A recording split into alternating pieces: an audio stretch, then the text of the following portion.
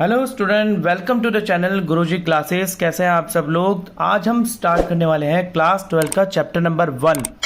Chapter number 1 political science का हमारी ये बुक है पॉलिटिकल साइंस, स्वतंत्र भारत में राजनीति। इस बुक का हम चैप्टर नंबर 1 स्टार्ट करने वाले हैं आज, जिसका नाम है राष्ट्र निर्माण की चुनौतियां। एक बहुत ही इंपॉर्टेंट चैप्टर है ये हमारे लिए और 6 मार्क्स का वेटेज रखता है हमारे बोर्ड एग्जाम्स के लिए। स्टूडेंट्स, जो भी मैं आपको आज पढ़ाने वाला हूं वो हमारे लिए बहुत इंपॉर्टेंट है, हमारे बोर्ड एग्जाम्स के लिए, क्लास 12 बोर्ड एग्जाम के लिए, प्लस आपके CUET के लिए बहुत इंपॉर्टेंट रहेगा, क्योंकि मैं इसमें आपको NCERT से पढ़ाऊंगा और मेन एक एक चीज आपको NCERT से पढ़ाऊंगा, एक एक पैरा आपको पढ़ाऊंगा। कुछ भी हम छोड़ने नहीं वाले हैं, सब कुछ हम कवर करेंगे।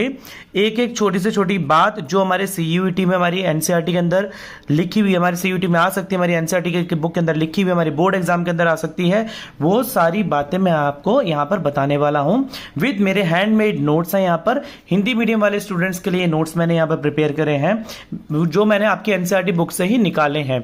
ये नोट्स के थ्रू मैं आपको समझाने वाला हूँ, एक एक लाइन आपको समझाऊंगा। जो स्टूडेंट इंग्लिश मीडियम के लिए हैं उनके लिए भी मैं नोट्स तैयार करके एक नई वीडियो डालूंगा उनके लिए, जो सिर्फ इंग्लिश मीडियम के स्टूडेंट्स के लिए होगी। तो चलिए स्टार्ट करते हैं चैप्टर नंबर 1 पॉलिटिकल साइंस का राष्ट्र निर्माण की चुनौतियां। स्टूडेंट्स, हम सबसे पहले देखेंगे कि राष्ट्र निर्माण की चुनौतियां का क्या मतलब है। चुनौती का क्या मतलब होता है। चुनौती का मतलब होता है चैलेंज। इसका मतलब कि राष्ट्र निर्माण हमारे को जो नेशन बिल्डिंग चैलेंज, हमारा जो राष्ट्र था, आजादी के बाद हमारा जो राष्ट्र था, उसको बनाने के लिए हमारे पास क्या क्या चुनौतियां थी। तो चलिए अब हम बात करते हैं क्या क्या चुनौतियां थी। इस पूरे चैप्टर के अंदर हमने क्या क्या चीजें कवर करनी है वो हम सबसे पहले यहाँ पर बात कर लेते हैं। मैं एज इट इज आपको पढ़ाता चलूंगा जैसे जैसे मेरे नोट्स के अंदर लिखा हुआ है। सबसे पहले हम बात करेंगे टॉपिक्स हमने क्या क्या इसके अंदर कवर करने हैं। हमने सबसे पहले टॉपिक करने हैं नए राष्ट्र निर्माण की, नए राष्ट्र की चुनौती। इसके बाद हमारे पास सेकंड टॉपिक होगा 3 चुनौतियां। इसके बाद हमारे पास थर्ड टॉपिक होगा विभाजन, विस्थापन और पुनर्वास, जिसके अंदर हमारे सब टॉपिक्स होंगे विभाजन की प्रक्रिया प्लस विभाजन के परिणाम। नाउ 4th नंबर पे हमारा है रजवाड़ों का विलय, जिसके अंदर हमारे पास सब टॉपिक्स होंगे समस्या, सरकार का नजरिया, हैदराबाद, मणिपुर। इसके बाद हमारे पास एक 5th टॉपिक लास्ट का आएगा राज्यों का पुनर्गठन। तो चलिए बिना समय को वेस्ट करें हम चलते हैं अपने राष्ट्र निर्माण की चुनौतियों की तरफ। देखिए स्टार्ट करते हैं, बहुत ही इंटरेस्टिंग टॉपिक है and it is one of my favourite topic out of the political science subject of 12th class. चलिए स्टार्ट करते हैं। नए राष्ट्र की चुनौती, इसका मतलब क्या है। देखिए 1947 की आजादी के बाद, जब भारत देश आजाद हो गया 1947 में, तो 1947 की आजादी के बाद ये बात जो मैं आपको पढ़ा रहा हूं ये हमारे पैरा 1 के अंदर लिखी हुई है। सारी बात जो मैं अब आपको पढ़ाने जा रहा हूं मेरे यहां से लेके यहां तक पैरा 1 के अंदर लिखी है।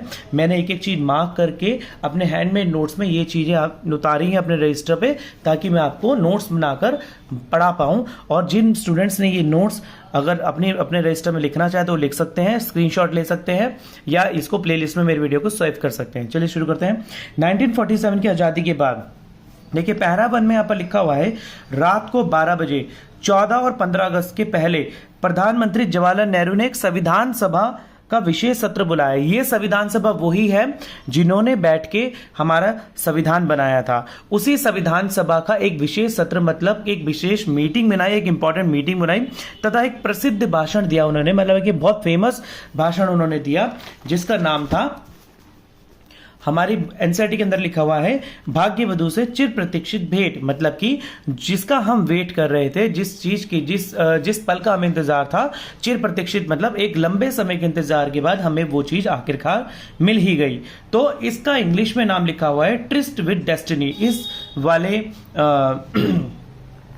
लाइन का इंग्लिश में नाम लिखा हुआ है ट्रिस्ट विद डेस्टिनी। अगर आप देखेंगे हमारी हिंदी मीडियम की बुक के अंदर तो यहाँ पर लिखा हुआ है भाग्यवधू से चिर प्रतीक्षित भेंट, ट्रिस्ट विद डेस्टिनी के नाम से जाना जाता है। तो ये एक बहुत फेमस भाषण था जो जवाहरलाल नेहरू जी ने 1947 14-15 अगस्त की रात को दिया। किसको बुला के दिया था? संविधान सभा बुलाई थी। ये वही संविधान सभा थी जिन्होंने हमारे संविधान बनाने में मदद करी थी और जिनके द्वारा संविधान को बनाया गया था, लिखा गया था। तो अब हम बात करते हैं। अब भैया उस समय देखिए सबसे पहले क्या बात थी कि अब ऐसे 2 उद्देश्य थे जिसमें हमारा पूरा भारत, यानी कि 1947 के टाइम पर हमारा पूरा भारत 2 उद्देश्यों पर सहमत था। और वो 2 उद्देश्य कौन कौन से थे हमारे? अच्छा जी, तो बात कर लेते कौन से उद्देश्य थे वो। पहला उद्देश्य था आजादी के बाद सरकार के लोकतंत्र के माध्यम से चलेगी। चलिए ठीक है, ये बात कहां पर लिखी हुई है, ये बात हमारी यहां पर लिखी हुई है। बहरहाल दो ऐसी बातें थी जिसमें प्रथम आजादी का शासन लोकतांत्रिक सरकार के जरिए चलाया जाएगा। सब चीजें मैंने यहां से मार्कआउट करके अपने रजिस्टर में उतारी हैं। तो ये जितने भी नोट्स मैं आपको दे रहा हूं ये बहुत इंपॉर्टेंट नोट्स हैं, आप चाहें तो इसको नोट आउट कर सकते हैं या स्क्रीनशॉट ले सकते हैं। तो ये सब बातें यहां लिखी हुई हैं। आजादी के बाद सरकार लोकतंत्र के माध्यम से चलेगी। देखिए लोकतंत्र का क्या मतलब होता है। लोकतंत्र का मतलब होता है वो सरकार जो जनता के द्वारा है, मतलब government is of the people, by the people and for the people, मतलब जनता के द्वारा जनता के लिए बनाई गई सरकार चलेगी लोकतंत्र के द्वारा। अब भैया भारत देश आजाद हो चुका है, अब कोई सरकार तो चाहिए ना, कैसे मतलब कैसे चलेगा देश, तो सरकार चलेगी। अब वो सरकार कैसे होगी हमारे पास आएगी, वो आएगी हमारे पास लोकतंत्र के माध्यम से। चलिए ठीक है, यहां तक बात खत्म हो गई है। दूसरी बात क्या कहता है, सरकार हिंदुस्तान के प्रत्येक नागरिक के भले के लिए काम करेगी, गरीब तथा कमजोर वर्ग के लिए। देखिए उस टाइम पर क्या था कि भारत देश के अंदर गरीबी ऑलरेडी बहुत ज्यादा फैल चुकी थी। जैसे कि आप देख सकते हैं कि अंग्रेज लोग, जो ब्रिटिश सरकार थी, हमारे यहाँ से बहुत ज़्यादा धन लूट के जा चुकी थी। ऑलरेडी इतने सारे दंगे फसाद हो चुके थे, को बहुत ज़्यादा कमज़ोर लोग अपने आप को फील कर रहे थे, गरीबी फैल चुकी थी, भुखमरी फैल चुकी थी, इतनी सारी हमारे पास आर्थिक चुनौतियाँ थी। इसके बावजूद भी हमें अपने आप को अच्छा मतलब बनाना था। तो हमारे पास क्या था एक ऑप्शन कि जितने भी नागरिक हैं उनको, गरीब तथा कमजोर वर्ग को सबसे ज्यादा हम उनका भला करेंगे और उनको ऊपर लाने में, कम अप करने में हम मदद करेंगे। चलिए ठीक है जी, ये बात भी यहां पर खत्म होगी। परंतु इतना काम, ये काम करना आसान था क्या?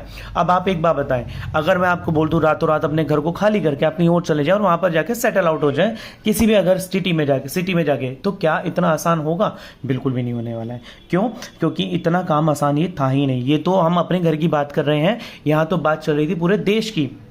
पूरे देश को इतना आसानी से सब कुछ अलग कर दिया सकता था क्या भैया? हिंदुस्तान पाकिस्तान भी हो गया 1947 में। चलिए जवाहरलाल नेहरू जी की भाषण भी हो गया और यहाँ पर लोकतंत्र सरकार भी स्थापित हो गई और नागरिक के भले के लिए बात भी कर ली। तो अब क्या इतना सब कुछ आसानी से कैसे हो गया? नहीं, ऐसा नहीं था। 1947 में जिन परिस्थितियों के बाद भारत आजाद हुआ, उसके साथ साथ भारत को क्या मिला, क्या क्या देखने को मिला भारत देश को? भारत देश को मिला देखने को सबसे पहले विभाजन, जो पहले कभी भी किसी भी वर्ल्ड में किसी भी देश ने ना तो सुना था ना ही देखा था। वो चीज हमारे साथ होने वाली थी, वो विभाजन हमारे साथ होने वाला था और हो चुका था। विभाजन यानी कि ब्रिटिश सरकार, ब्रिटिश भारत के टुकड़े टुकड़े हो गए थे। वो भारत जो ब्रिटिश सरकार के अंडर में था अब टुकड़े टुकड़े होकर विभाजन में बह गया था, बट चुका था। यानी कि अब भारत ने अपना मार्ग शुरू कर दिया था एक नए उद्देश्य के तौर पर। देखिए जो लड़ाई चल रही थी 1947 पर आके खत्म हो चुकी थी हिंदुस्तान पाकिस्तान की, ये अलग होगा। पर अब भारत ने सोचा कि ठीक है अब सब कुछ हो चुका है, हमारे पास दो उद्देश्य भी आ चुके हैं, अब हम अपना नया मार्ग शुरू करेंगे एक नए उद्देश्य के साथ। चलिए ठीक है आगे चलेंगे, कोई प्रॉब्लम नहीं है, बिल्कुल स्मूथली चलेगा। पर इतना आसान नहीं था। क्या प्रॉब्लम थी वो हम देखते हैं आगे। चलिए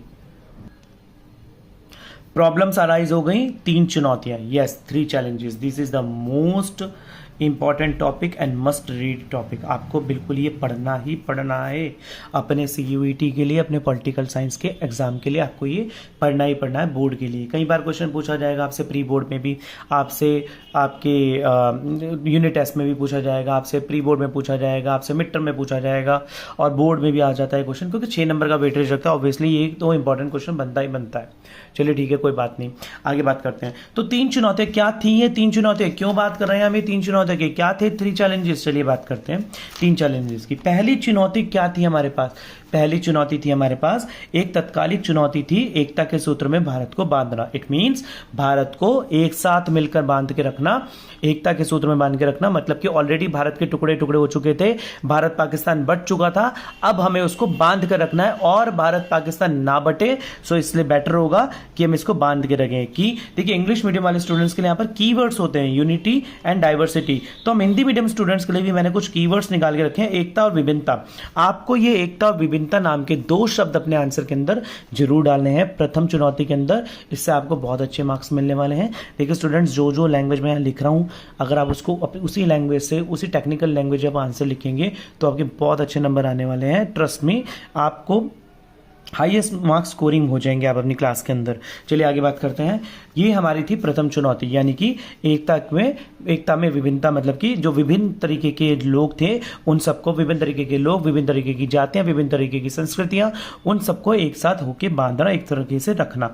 ठीक है, अब यहाँ पर दूसरी बात क्या आती है हमारे पास, दूसरी चुनौती क्या आती है? दूसरी चुनौती मेरे पास थी लोकतांत्रिक स्थापित करना, यानी कि लोकतंत्र स्थापित करना। देखिए हमारा देश जो था, अनपढ़ राष्ट्र में लोकतंत्र स्थापित करना एक बहुत मुश्किल बात थी। जैसे कि आपको अगर मैं बताऊं कि 85% द टाइम ऑफ इंडिपेंडेंस, आज़ादी के टाइम पर मेरा भारत, सिर्फ 85% लोग लिटरेट थे, इलिटरेट थे सॉरी, और 15% लिटरेट थे, मतलब कि 85% लोग अनपढ़ थे, 15% लोग पढ़े लिखे थे। तो एक तरीके से हम बात कर रहे हैं यहाँ पर कि जितने भी अनपढ़ लोग थे, जितना भी यहाँ पर अनपढ़ राष्ट्र तरीके से कहलाया, उसमें अंदर एक संसद स्थापित करना था। संसद स्थापित का मतलब प्रतिनिधात्मक मूल, लोकतंत्र मूल को अपनाया था भारत ने। हमने बात करी थी अपनी 11th क्लास में कि भारत के पास क्या ऑप्शंस थे। भारत के पास एक देशात्मक सरकार, द्वैक देशात्मक सरकार और एक संसदीय सरकार। तो हमने भारत ने क्या अपनाया था? संसदीय सरकार, यानी कि प्रतिनिधात्मक मूल, मतलब कि यहाँ पर प्रेसिडेंट और प्राइम मिनिस्टर दोनों ही पावर में रहेंगे। तो ये चुनौती थी, पर ये चुनौती संविधान के मेल खाते लोकतांत्रिक व्यापार का बर्ताव चलने में आए, मतलब कि जैसा संविधान लोकतंत्र चल रहा है वैसे तो बर्ताव करते हुए आएगा।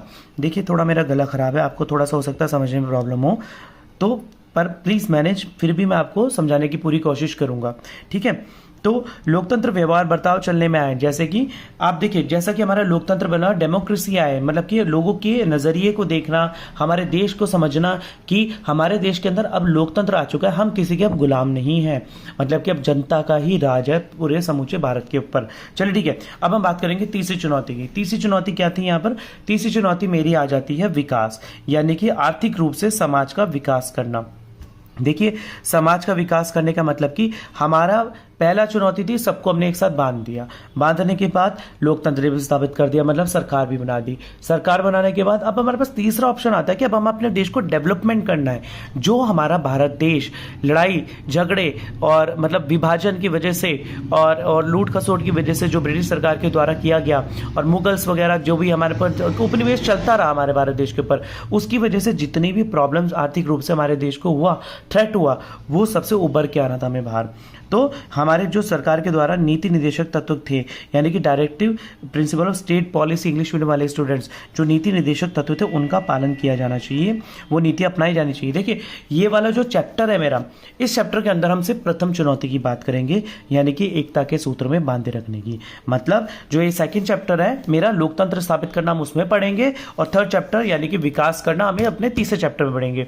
उनकी वीडियोस इस वाले वीडियो के बाद मैं टाइम टू टाइम डालता रहूंगा। चलिए बात करते हैं हम पहली चुनौती की। ठीक है, अब हम सबसे पहले अपने टॉपिक के ऊपर आ जाते हैं। यहाँ पर ये जितनी भी लाइनें आपको मैंने बताई हैं, ये सब मैंने एनसीईआरटी से उठाई हैं। यहाँ पर मैंने सारी लाइनें मार्क करी हैं।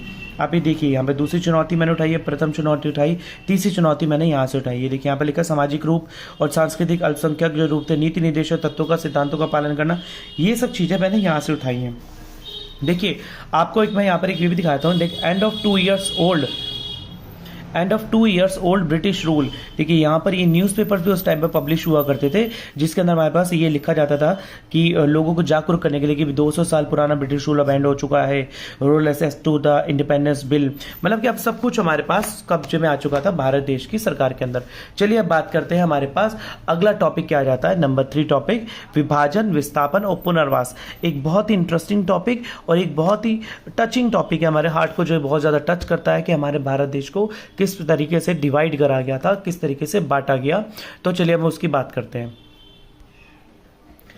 तो इस विभाजन, विस्थापन और पुनर्वास, इसका क्या मतलब होता है? विभाजन, विस्थापन, पुनर्वास। देखिए विभाजन का तो सीधा सीधा मतलब है डिवाइड, दो चीजों का डिवाइड होना। विस्थापन का मतलब एक जगह से दूसरी जगह पर जाना, और पुनर्वास का मतलब दूसरी जगह जाके रहना। इट मीन्स मतलब विभाजन हुआ और एक जगह से दूसरी जगह लोग गए और वहां पर जाके लोग रहे।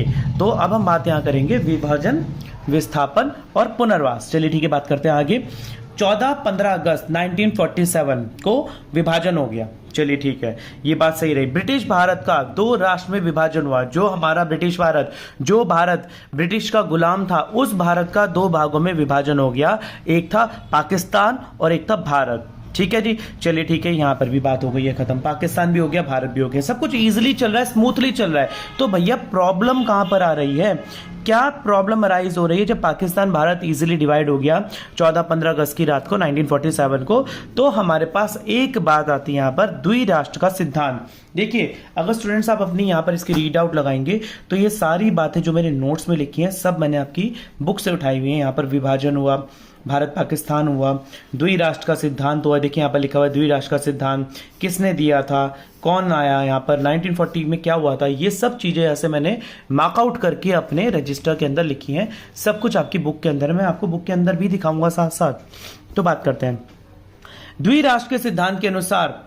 इसके अनुसार भारत सिर्फ एक ही कौम था, मतलब भारत सिर्फ एक ही कौम का होगा, हिंदू का ही नहीं, सॉरी, इस द्विराष्ट्र के सिद्धांत के अनुसार भारत सिर्फ एक ही कौम का नहीं होगा, सिर्फ हिंदुओं का नहीं होगा, बल्कि हिंदू तथा मुसलमान दोनों का है। अतः इसी कारण से पाकिस्तान की मांग की गई। उन्होंने बोला कि हमारा जो भारत देश है सिर्फ हिंदुस्तान ही नहीं है, ये पाकिस्तानियों मतलब पाकिस्तान मतलब मुस्लिम कम्युनिटी का भी है, मुसलमानों का भी है। यहाँ पर सिर्फ हिंदू ही लोग नहीं रहते हैं, यहाँ पर मुसलमान लोग भी रहते हैं। तो द्विराष्ट्र का सिद्धांत होगा। आप देखिए, द्विराष्ट्र का सिद्धांत दिया किसने? मुस्लिम लीग। मुस्लिम लीग कब स्थापित हुआ था? मुस्लिम लीग एक तरीके की पॉलिटिकल पार्टी थी जो कि 1906 में स्थापित हुई थी। मुस्लिम लीग 1906 में स्थापित हुई और एक पॉलिटिकल पार्टी थी। इसके नेता थे मोहम्मद अली जिन्ना। मोहम्मद अली जिन्ना ने मुस्लिम लीग में के नेता होते हुए द्विराष्ट्र सिद्धांत का सबसे पहले नाम दिया कि दो राष्ट्र सिद्धांत होना चाहिए, यानी कि two nation theory. English medium के स्टूडेंट्स के लिए अगर मैं यहाँ पर बताऊं तो टू नेशन थ्योरी उन्होंने यहाँ सबसे पहले दी। किसने दी? मोहम्मद अली जिन्ना ने। स्टूडेंट्स, ये कीवर्ड्स बहुत इंपॉर्टेंट है, आपके 1 नंबर के एमसीक्यू में ये क्वेश्चंस आते हैं, बोर्ड में सीयूईटी में भी आता है ये क्वेश्चन कि द्विराष्ट्र का सिद्धांत किसने दिया, इसके अपोजिट पार्टी कौन थी द्विराष्ट्र के सिद्धांत की? मुस्लिम लीग एक पार्टी थी, हमने मान लिया 1947 में। इसके बाद दूसरी पार्टी कौन सी थी? हमारे पास दूसरी पार्टी आ गई भारतीय राष्ट्रीय कांग्रेस, इंडियन नेशनल कांग्रेस, जो कि इसके ऑपोजिशन में खड़ी थी। कांग्रेस ने इस विचार को बिल्कुल नहीं माना, इस मांग के विरुद्ध थी कांग्रेस। कांग्रेस नहीं चाहती थी कि दो राष्ट्र का सिद्धांत, तो हम बिल्कुल भी नहीं चाहते कि कांग्रेस बिल्कुल नहीं चाहती थी कि भारत और पाकिस्तान बटे। पर बहुत सारे पॉलिटिकल विवाद हुए जिससे कांग्रेस तथा मुस्लिम लोगों के बीच कंपटीशन सा बढ़ गया। देखिए क्या हुआ, कांग्रेस तथा मुस्लिम लीग के बीच कंपटीशन बढ़ गया, इतने सारे पॉलिटिकल विवाद हुए कि दो पॉलिटिकल पार्टीज के बीच में कंपटीशन बढ़ गया कि हम अपने अपनी बातें जाकर लोगों को बताने लग गए, समझाने लग गए कि हाँ ऐसा होना चाहिए, जो अभी बात चल रही है बिल्कुल रियल है, बिल्कुल सही बात है ये।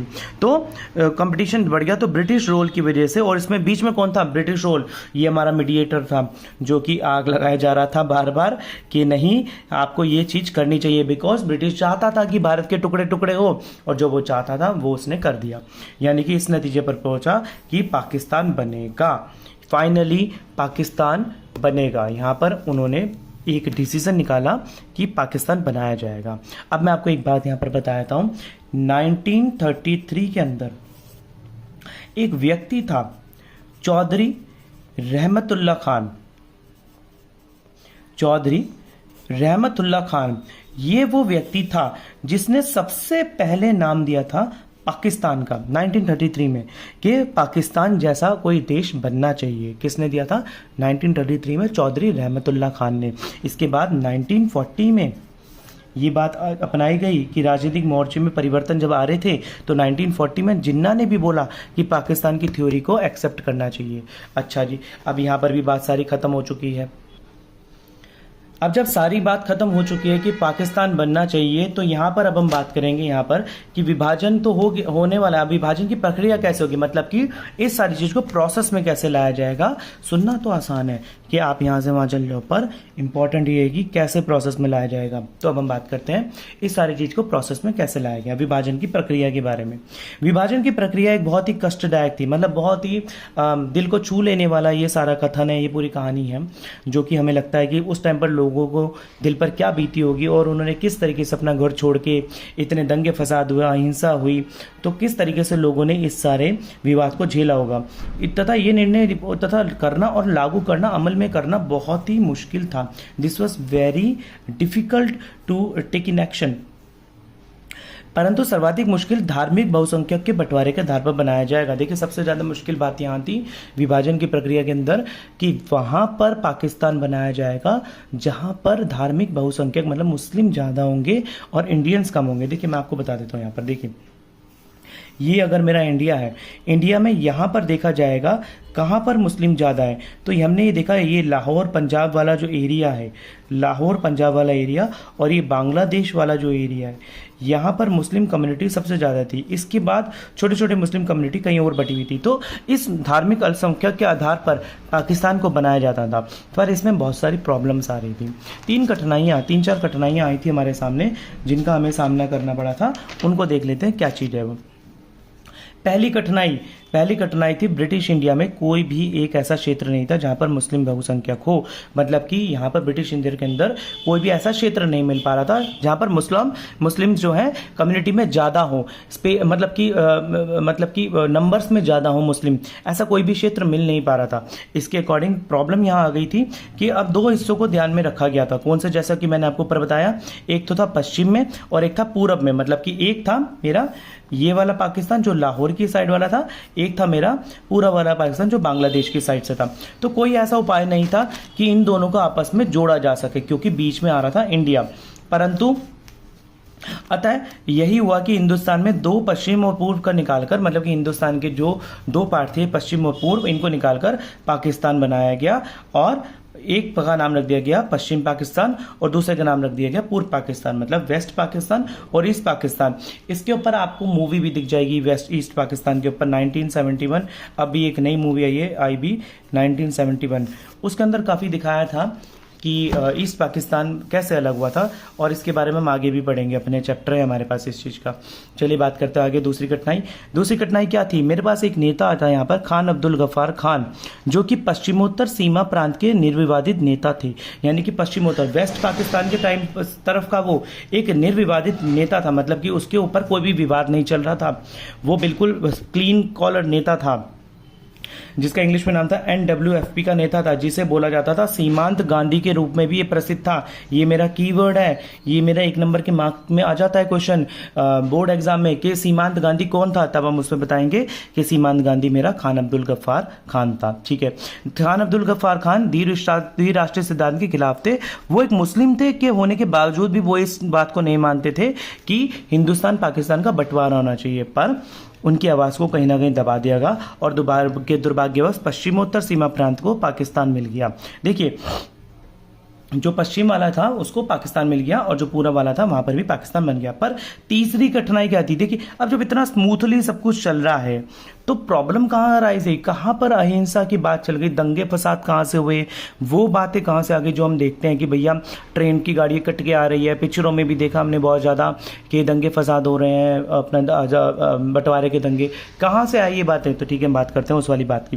देखिए तीसरी घटना ये थी कि 80% हिंदू मुस्लिम। देखिए आप देखिए अगर पंजाब बंगाल की बात करें, अगर मेरा ये पंजाब है, यहाँ पर मुस्लिम कम्युनिटी अगर मेरी ज़्यादा है तो यहाँ पर हिंदू कम्युनिटी भी तो है। अब बोला गया इन क्षेत्रों को भी निचले स्तर पर प्रांतों में बांट दिया जाएगा, यानी कि बंगाल और पंजाब को। ठीक है, परंतु मध्य रात्रि की आज़ादी तक यह लागू नहीं हो पाया कि पंजाब और बंगाल को बांटा जाएगा। ये लागू नहीं हो पाएगा, कितना बांटा जाएगा, कहाँ तक बांटा जाएगा। तो बहुत सारे लोगों को जो पंजाब और बंगाल में थे उनको जब अगले दिन उठाए तो उन्हें ये पता ही नहीं था कि वो पाकिस्तान में है कि हिंदुस्तान में है, क्योंकि ये बात क्लियर ही नहीं हो पा रही थी कि पंजाब मतलब कि पंजाब को कितना बांटा गया, कहाँ तक बांटा गया। सबसे ज़्यादा हिंसा और त्रासदी इसी कठिनाई से हुई कि लोगों को पता ही नहीं था कि अब वो कहाँ पर है, कैसे आगे बात सारी होने वाली है, अब कैसे पता लगेगा कि विभाजन का परिणाम क्या निकला, कहाँ पर है हम विभाजन के टाइम पर।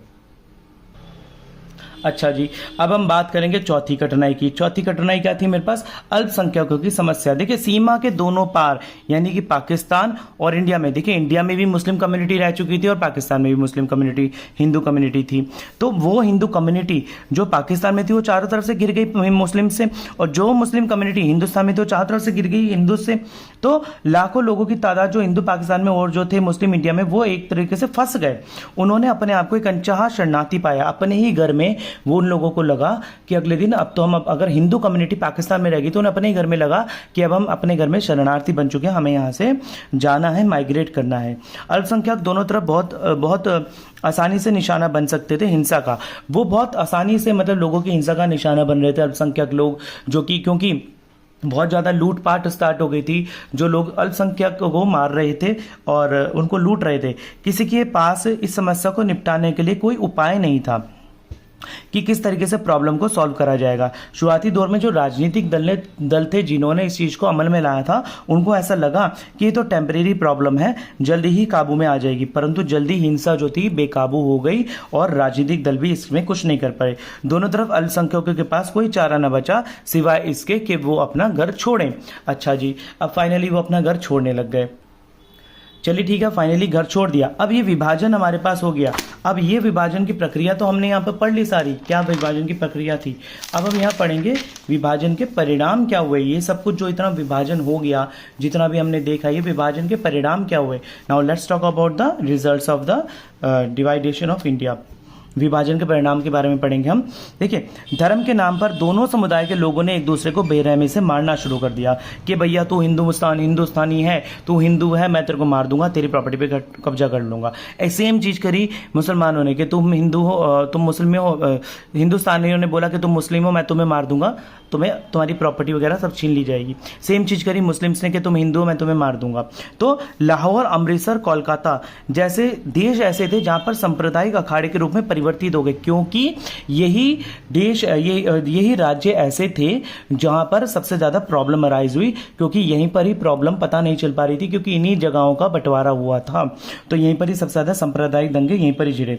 लोगों को अपना घर बार छोड़ने पर मजबूर होना पड़ा, कोई किसी के जोन में नहीं जाता। देखिए उस टाइम पर क्या प्रॉब्लम हो गई थी कि जैसे कि अगर सपोज करिए ये मेरा एक मुस्लिम कम्युनिटी का मोहल्ला है और यहाँ पर हिंदू कम्युनिटी का मोहल्ला है और यहाँ पर एक सिख कम्युनिटी का मोहल्ला है, जो सिख भी उस टाइम पर अवॉइड करते थे।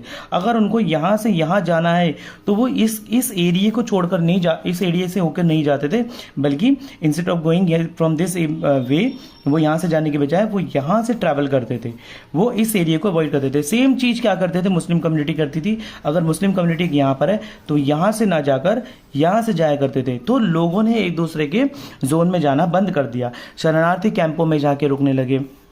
पुलिस जो उनकी, देखिए सपोज करिए कि मेरा विभाजन हो गया, विभाजन के टाइम पर जो मुस्लिम हिंदुस्तान में रह गया तो हिंदुस्तान की पुलिस ने उस मुस्लिम की मदद करने से भी मना कर दिया, क्योंकि वो पुलिस भी उनकी नहीं रही जो कल तक उनकी मदद कर रही थी। चलिए कोई बात नहीं, आगे बात करते हैं। औरतों की दशा तो भैया सबसे ज़्यादा खराब हो गई थी। कन्वर्जन ऑफ रिलीजन, औरतों को पकड़ा कर उनको मारा गया, उनके साथ रेप करा गया, उनको अगवा करा गया, उनके साथ उनको धर्म परिवर्तन कराया गया।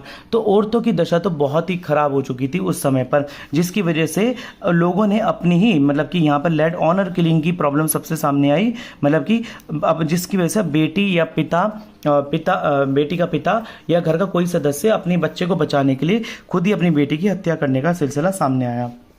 बहुत से बच्चों को अपने परिवारों से बिछड़ना पड़ा। वो बच्चे जो अपने नवजात शिशु थे वो अगर अपने माँ बाप से बिछड़ गए और उनके साथ भी छोड़ना पड़ा। कई सालों और महीनों तक ये चलता रहा। कई सालों और महीनों तक लोग रिफ्यूजी कैंप में रहे, शरणार्थियों कैंप में रहे। फाइनली पूरा कष्टदायक कैसे दिखाया गया, आपको कहाँ मिलता है? देखिए इसके बारे में बहुत सारे लेख छपे, कविताएं छपी, फिल्में छपी। ये हमें कहाँ पर देखने को मिलता है? हमारी बुक के अंदर देखने को मिलता है। देखिए लेख तो ये रहे, बहुत सारे लेख। कौन थी ये? Amrita Pritam. This is very important. Amrita Pritam जो कि एक पंजाब की कवियत्री थी। देखिए यहाँ पर, और फैज़ अहमद फैज़, सुबह ए आज़ादी, यहाँ पर एक कविता लिखी इन्होंने, ये भी लेख छपा था उस टाइम पर। और देखिए एक बात करते हैं यहाँ पर, ये गरम हवा मूवी के माध्यम से लोगों को बताया जा रहा था और ये वो आगाह करा जा रहा था कि क्या प्रॉब्लम हो रही है। तो इस्तेमाल किया और बताया गया कि दिल के टुकड़े कैसे हुए, भारत के टुकड़े कैसे हुए, इसके बारे में बात चल रही थी। अच्छा जी, अब अन्य वस्तुओं का बंटवारा का मतलब क्या था? देखिए जो ये तो बात थी लोगों की, जो संपदा थी, जो चीज़ें थी, उनका भी बंटवारा हो गया।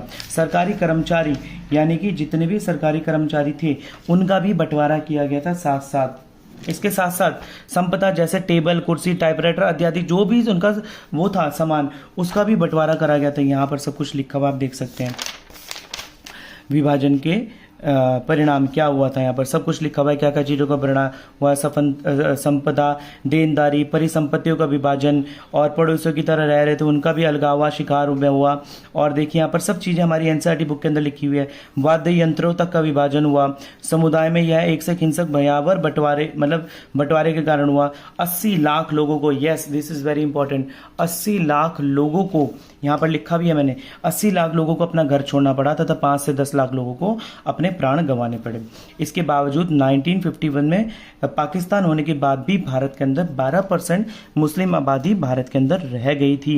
अतः मुस्लिम लीग ने जिस प्रकार बोला कि आप एक स्वतंत्र राष्ट्र बने हैं, ठीक उसी प्रकार भारत में दूसरी राजनीतिक संगठन भी भड़का इस बात पर कि मुस्लिम्स क्यों रह गए भारत के अंदर। जब पाकिस्तान के अंदर कोई हिंदू नहीं बचा तो हिंदुस्तान के अंदर मुस्लिम क्यों है। भारत एक हिंदू राष्ट्र बने, पर भारत की जो कौमी सरकार थी, उस टाइम की जो कौमी सरकार थी, वो ज्यादातर नेता चाहते थे कि सभी नागरिक बराबर का दर्जा मिले, चाहे वो किसी भी धर्म का हो, हिंदू हो, मुस्लिम हो, सिख हो, ईसाई हो, सबको बराबर का दर्जा मिलना चाहिए। यानी कि भारत एक धर्मनिरपेक्ष राज्य देश बनेगा। चलिए ठीक है, यहाँ पर बात खत्म हो गई हमारे विभाजन की प्रक्रिया और विभाजन के परिणाम की।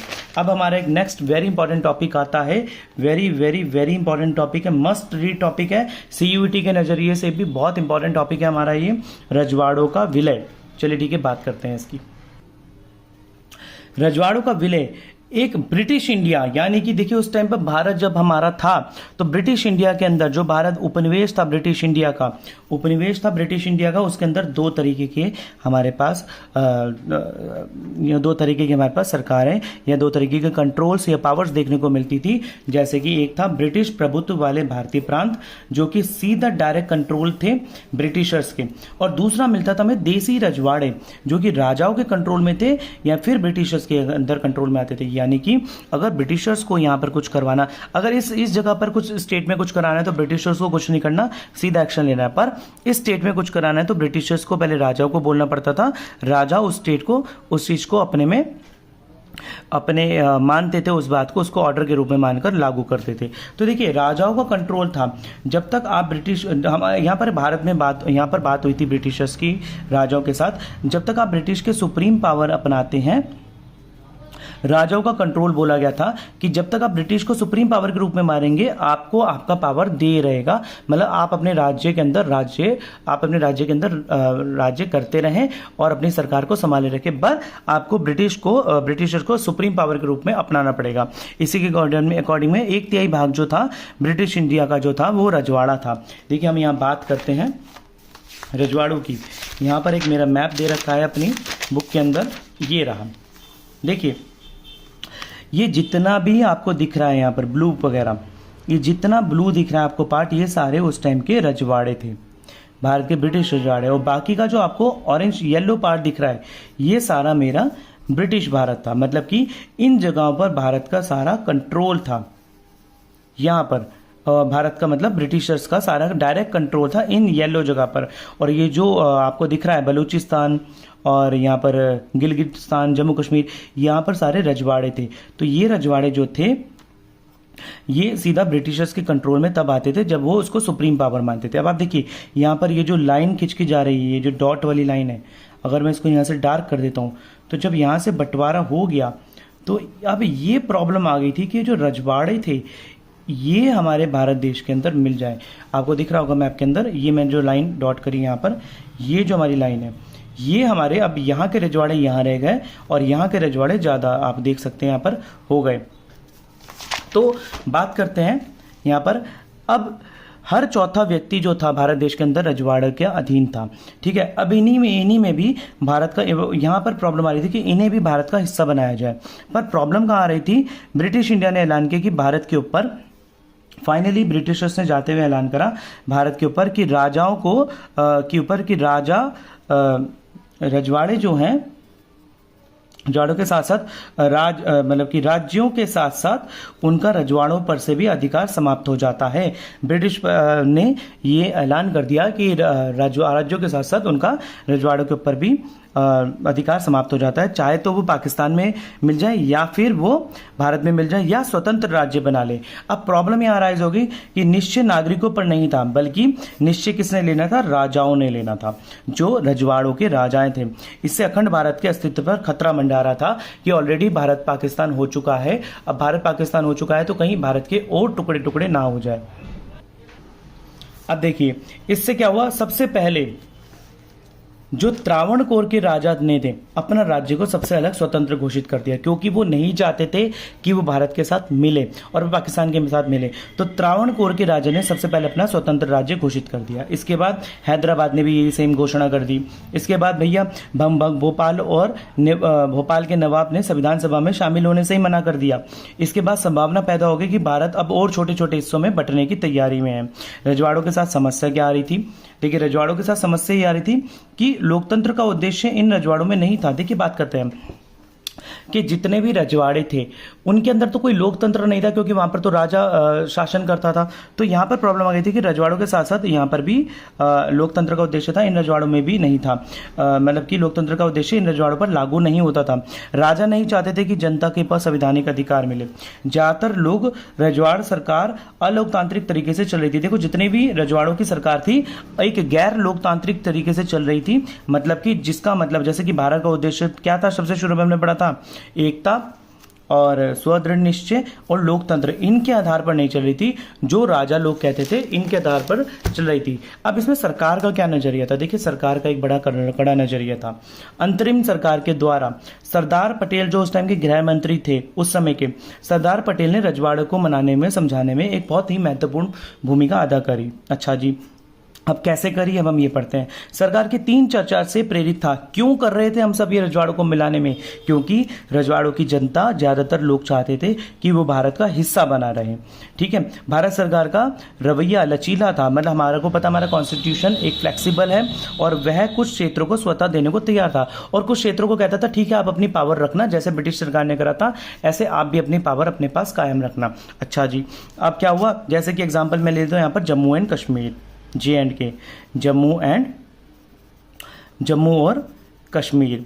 ठीक है जी, यहां पता चलेगा कि भारत की सीमांकन करना जल्द से जल्द जरूरी था। देखिए अब हमें पता लग गया कि ये जो भारत का भैया यहाँ पर जो रजवाड़े हैं इनका सीमांकन करना बहुत जरूरी है, मतलब कि इनको सीमा निर्धारित करना बहुत जरूरी है, कहीं भारत और भागों में ना बढ़ जाए। जैसे कि अब यहाँ पर क्या हुआ कि अब 15 अगस्त 1947 को सबसे पहले ज्यादातर रजवाड़े भारत में विलय हो गए। ज्यादातर रजवाड़े तो भारत में विलय हो गए, क्योंकि हमारे पास कितने रजवाड़े थे आजादी के टाइम पर? हमारे पास रजवाड़े थे 565 रजवाड़े थे। कितने रजवाड़े थे? 565 रजवाड़े थे। 565 रजवाड़े ज्यादातर तो हो चुके थे, पर एक सहमति पत्र पर हस्ताक्षर किया जिसका नाम था इंस्ट्रूमेंट ऑफ एक्सेशन। इसे क्या बोला गया? इंस्ट्रूमेंट ऑफ एक्सेशन, मतलब कि हम आपके क्षेत्र में एक्सेस करने के लिए बिल्कुल फ्री हैं। अब देखते हैं भैया कि जब रजवाड़े का विलय हो रहा था तो प्रॉब्लम कहां पर अराइज हो रही थी, तो हम यहां बात करेंगे प्रॉब्लम कहां पर आई थी। कठिनाइयां विलय में सबसे पहले कठिनाई आ चुकी थी जूनागढ़, हैदराबाद, कश्मीर और मणिपुर। कश्मीर का चैप्टर हमारा एक 8th चैप्टर है हमारी बुक का, उसमें हम पढ़ेंगे कि कश्मीर में क्या प्रॉब्लम आ गई थी। इसको हम इस वाले चैप्टर से स्किप करेंगे। अब देखिए जूनागढ़ में क्या प्रॉब्लम थी। देखिए जूनागढ़ जो थी सिटी ऑफ गुजरात है, इसे बोलते हैं। वहां पर क्या करा था? प्लेबिसाइट के तरीके, मतलब कि यहाँ पर लोगों के द्वारा एक आम चुनाव कराया गया था, प्रत्यक्ष वोट कराया गया था, तो लोगों ने वोट करा था कि वो भारत में ही बने रहना चाहते हैं। अब फाइनली प्रॉब्लम हैदराबाद के साथ क्या आ रही थी, हैदराबाद के बारे में हम बात करेंगे। हैदराबाद सबसे बड़ा रजवाड़ा था। अगर आप यहाँ पर देखेंगे हमारे मैप के अंदर तो ये हैदराबाद है, ये हमारा सबसे बड़ा रजवाड़ा था और चारों तरफ से हिंदू कम्युनिटी से ये घिरा पड़ा था। ठीक है, यानी कि चारों तरफ से ब्रिटिश भारत से घिरा पड़ा था, तो सारी तरफ हिंदू कम्युनिटी से हैदराबाद घिरा पड़ा था। आप देख सकते हैं यहाँ पर मैप के अंदर। तो चलिए बात करते हैं आगे। हैदराबाद सबसे बड़ा एक रजवाड़ा था।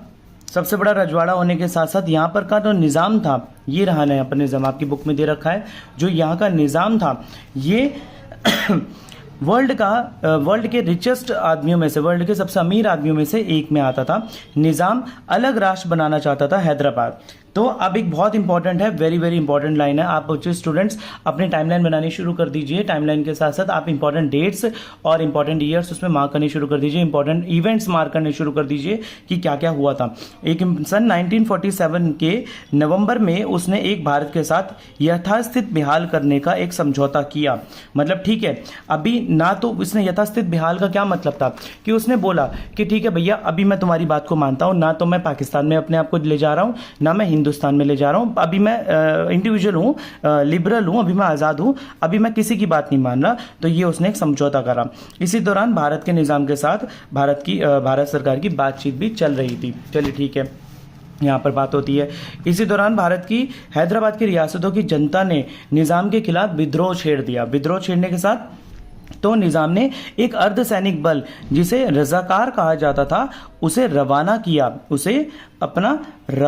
रजाकार कहा जाता था इस सेना को। और ये एक तरीके की बहुत अत्याचारी सेना होती थी। वो धर्म के आधार पर उन्होंने क्या करा, गैर मुस्लिम लोगों को निशाना बनाना शुरू कर दिया। रजाकार ने क्या करे, हत्याएं करी, रेप करा, लूट करी, फिरौती करी, गैर मुस्लिम लोगों के साथ करा, जो भी कुछ करा। अब फाइनली सितंबर 1948 को भारतीय सेना ने जाकर निजाम की सेना पर नियंत्रण कायम करा।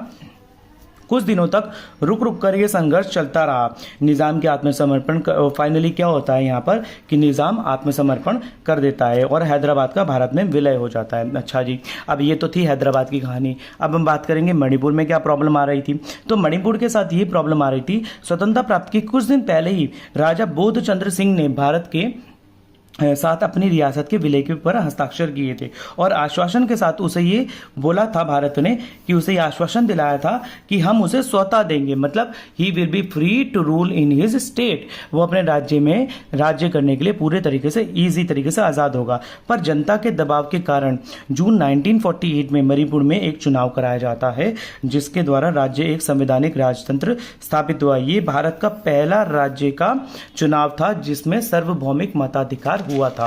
अच्छा जी, अब सार्वभौमिक मताधिकार यहाँ पर हो जाता है। तो इसके बाद प्रॉब्लम क्या आई मणिपुर के साथ, पर मणिपुर की विधानसभा में मुद्दा उठा कि क्या उसे भारत के साथ बना रहना चाहिए या नहीं बनना चाहिए। अंत में भारत सरकार की कामयाबी पा लेती है और दबाव डालती है उनके पर, तो समझौते पर हस्ताक्षर कर दिए जाते हैं मणिपुर के राजा के द्वारा कि सितंबर 1949 में कि मणिपुर भारत के साथ विलय हो जाएगा।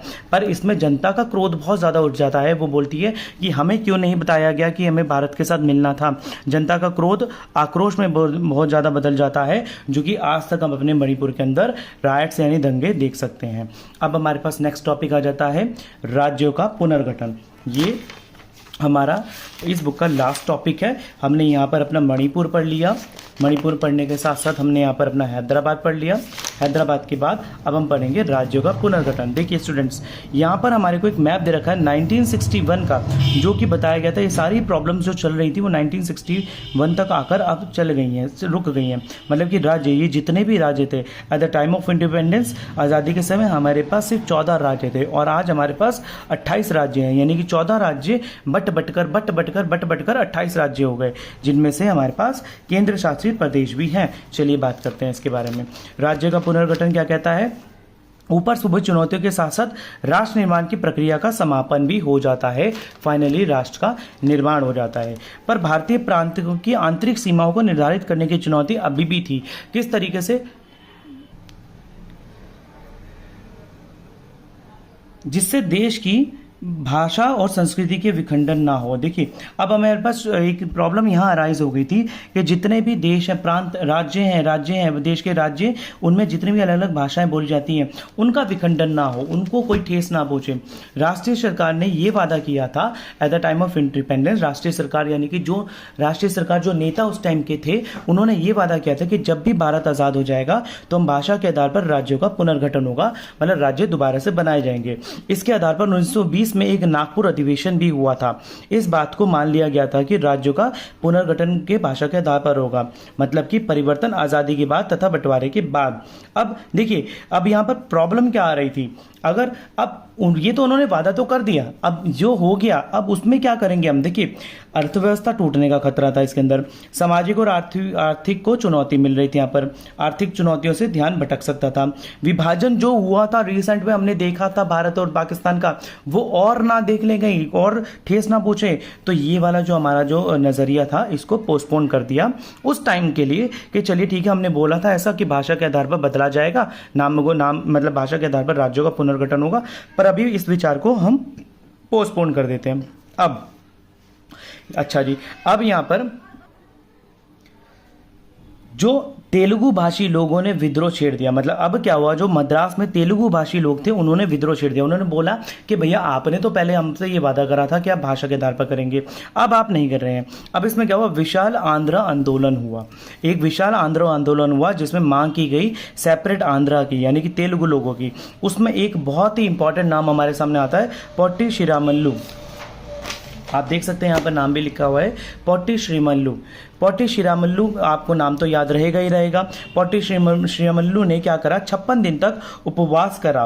उपवास करते करते उनकी मौत हो जाती है, इस तरीके के उपवास करते करते, और कई लोग मारे गए, पुलिस फायरिंग में भी इसमें मारे गए। अनेक विधायकों ने क्या करा, वहां पर अपनी सीटों से इस्तीफा कर दिया।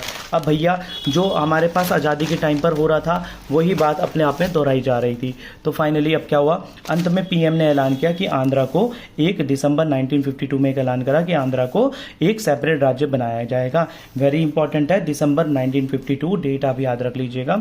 अब इसी प्रकार क्या हुआ, अन्य राज्यों ने भी सेपरेट राज्य की मांग करी। देखिए अब एक को तो उन्होंने टॉफी दे दी, अब दूसरा भी तो टॉफी की मांग करेगा ना कि आपने तो दे दिया भैया, अब हम क्या करें, हमारे को तो आपने बोला था कि हम अलग हो जाएंगे, पर नहीं। अब इसके द्वारा क्या हुआ, 1953 में राज्य पुनर्गठन आयोग बनाया गया। यह आयोग को बोला गया कि एक रिपोर्ट बनाओ कि भैया कहां कहां पर हमें कैसे करना चाहिए मतलब राज्यों का पुनर्गठन। तो उन्होंने 1955 में रिपोर्ट एक तैयार आई और बोला कि भाषा के आधार पर ही राज्यों को निर्धारित सीमाएं होंगी। तो अब ये बात मानकर 1956 में राज्यों का राज्य पुनर्गठन अधिनियम पास हुआ। ये डेट्स हमें याद करनी पड़ेंगी students, 1953, 1955, 1956। This is very important to learn the dates. आपको डेट्स अपनी टाइमलाइन के अंदर लिखनी पड़ेंगी, जिससे 14 राज्य और 6 केंद्र शासित प्रदेश हमारे को मिले।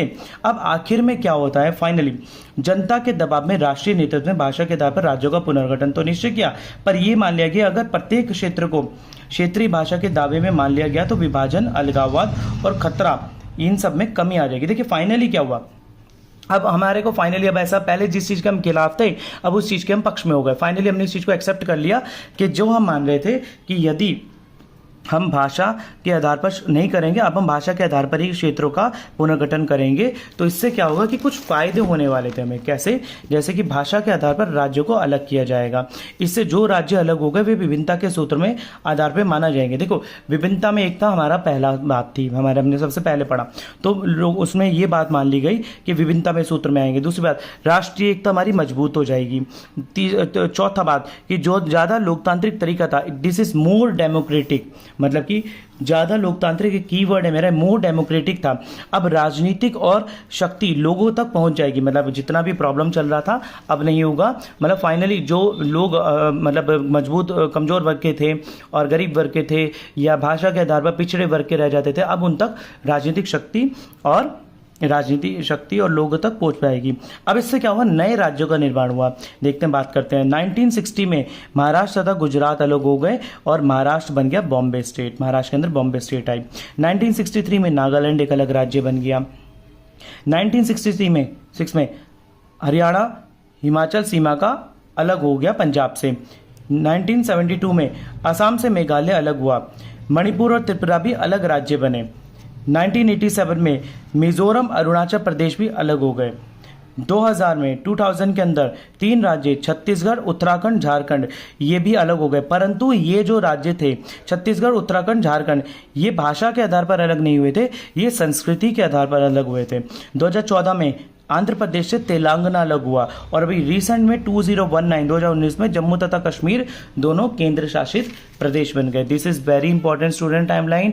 आप लोगों को ये टाइमलाइन याद रखनी है, याद रखना है कौन से ईयर में कौन कौन सा स्टेट हमारा बटा और बना, किन किन आधारों पर बटे और किन किन आधारों पर उनका सारा ब्यौरा दिया गया। अब हम एक बात करेंगे, अपने पास एक एडिट टॉपिक दिया गया है यहाँ पर इस साल की हमारी एनसीईआरटी के अंदर। एक हमें एडिट टॉपिक यहाँ पर है सरदार वल्लभ भाई पटेल का। ये एडिट टॉपिक के बारे में थोड़ा सा हम उनके बारे में जानकारी ले लेते हैं। सरदार वल्लभ भाई पटेल कौन थे?